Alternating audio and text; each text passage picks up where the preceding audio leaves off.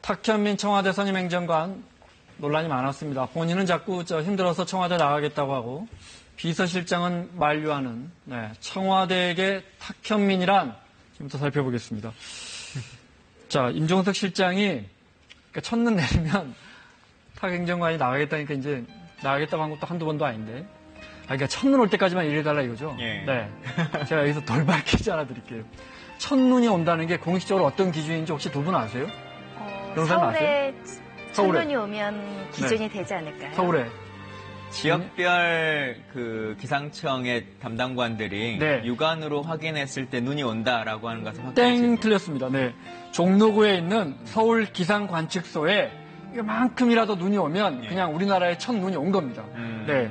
작년에는 제가 우리 노은지 기상캐스터한테 물어봤더니 11월 17일 날 왔더군요. 네. 이대로라면 탁현민 행정관의 임기는 한 11월 중순쯤으로 예상해 보면서 이야기를 하겠습니다. 네. 자, 탁현민이 어떤 사람입니까? 많이들 아시는 것처럼 그 홍보 기획이라고 하는 역할들을 쭉 해오셨고, 또 대학교에서 그와 관련한 교수직을 하고 계셨는데요. 문재인 대통령이 2012년에 이제 대선을 출마하면서부터도 함께 쭉 일을 해왔었고, 또 그러는 과정의 면면이 여타의 정치인들과 좀 다른 여러 가지 행사적 기획 모습들을 이제 보여줬다라고 하는 평가가 있고, 대통령 되신 이후에도 5.18 이라든가 여러 가지 행사들, 국가 행사 등을 통해서도 새로운 모습의 면모를 보여줬다라고 하는 것들에 평가가 많죠. 네. 행사 기획의 달인이라고 하는데, 탁 행정관 때문에 정부가 하는 여러 기념식들이 재밌고 감동적으로 보인다. 기념식도 재밌다. 이런 말까지 나올 정도인데, 그 일부 보시겠습니다. 화면으로. 지난해 5.18 행사 기억하시죠? 네. 유가족들의 손을 잡고 입장하는 것부터 또 임을 위한 행진곡 제창까지 새로운 모습들을 보여줬고요. 올해는 영화와 파노라마를 접목한 공연까지 모두 이런 게 다 청중들이 관객들이 보면서 밀고 있죠. 네. 100대 과제 발표 때 이른바 스티브 잡스식 프레젠테이션 이런 것도 다 탁현민 행정관의 아이디어라는 거예요. 내용도 잘 이해가 되고 전달도 자주 감사하는 식으로. 트럼프 대통령 방한 당시에 그 만찬 메뉴 중에 기억하시죠? 독도새우. 굉장히 의미 있는 일본이 굉장히 크게 반박하는 입장을 냈었죠. 네. 지난 4월 평양에서 열린 한국예술단 공연도 직접 평양까지 가서 기획을 했고 정상회담에서도 일일이 동선까지 확인하고 있죠, 지금. 대통령이 동선 확인하고 있는 모습이 나타나시면 저희가 걸어 내려가는 겁니다. 그 전에는 안에 계실 거예요. 도보다리 대담이죠. 네. 아주 전 세계가 주목한 이벤트였고요. 마지막에 만찬 공연 때도 지금 나오는 서태지의 발해를 꿈꾸며 이런 노래까지도 다 탁 행정관의 이런 것 때문에 청와대 입장에서는 조금만 더 해달라 이러는 것 같아요. 근데 이렇게만 다 공이 돌아가면 중앙교정비서관이나 나머지 분들은 좀 너무 억울하실 것 같은데요. 청와대 시스템이라고 하는 게 한 사람의 생각으로 다 이루어지는 건 아니지 않습니까? 그렇겠죠. 그리고 도보다리 회담 같은 경우도 아까 대통령이 잠깐 화면에서도 칭찬을 하셨는데 수석보좌관 회의에서 그때 칭찬을 받은 사람은 탁현민 행정관이 아니라 윤재관 행정관이었거든요. 그래서 그럴 정도로 다 각자의 역할들이 충실하고 있는데 워낙 그 분야에 있어서 앞서 있는 분이고 또 중요한 포인트를 갖고 있는 분이기 때문에 공이 많이 돌아가는 게 아닐까. 아마 본인도 여러 차례의 방식을 통해서 이거 다 내가 한 것이 아니고 여러 사람이 함께 한 것이다라고 한 얘기를 하고 있죠. 네.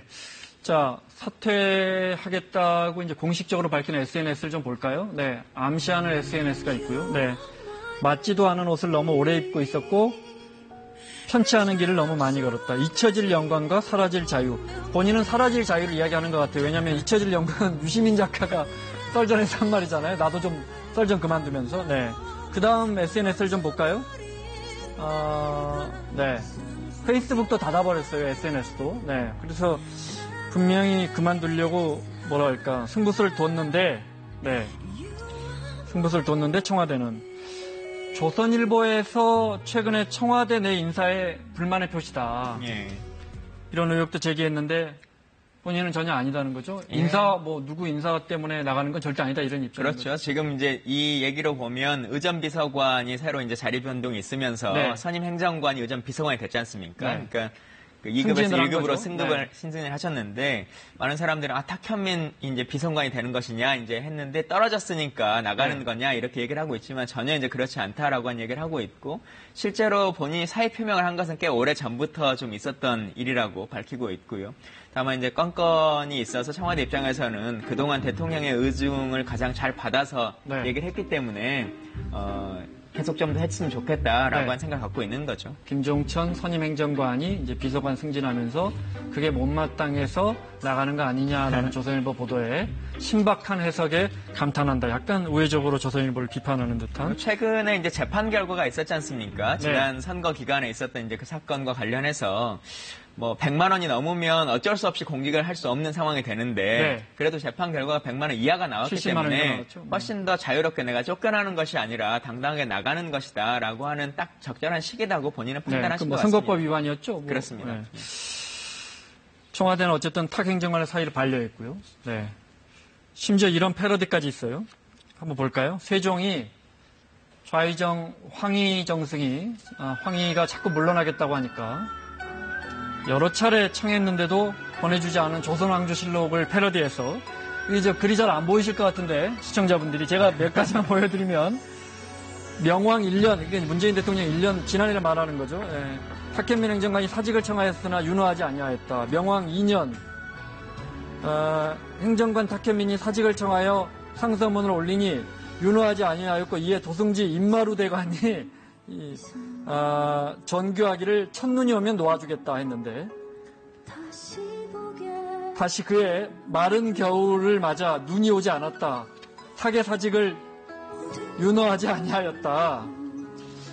어떻게 보셨어요? 지금 패러디가 본물입니다, 지금. 그러니까 윤호하지 않았다부터 해가지고 아까 첫눈 오면 그만둘 수 있다. 그 첫눈이 올해 첫눈인지 내년에 첫눈인지도 알 수 없다. 이런 이야기를 하면서 많은 사람들을 좀 이게 일종의 뭐 해프닝까지는 아니더라도 좀 재밌게 안에서 누군가는 간다고 했을 때 잡고 뭐 이렇게 하는 모습을 좀 즐겁게 보시는 분들도 있고요. 또 야권에서는 이런 모습을 또 이것도 정해진 쇼다. 이렇게 또 비판을 제기하기도 하는데요.